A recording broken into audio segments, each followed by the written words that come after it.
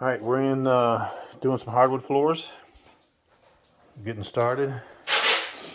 Got the old refrigerator out of the way. Got the toe board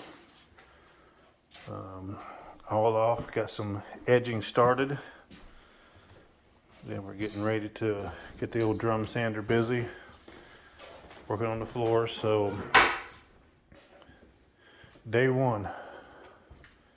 Got the kitchen, dining area, restroom, closet, and entryway to do. These are pre-finished floors. They do have something shiny on it.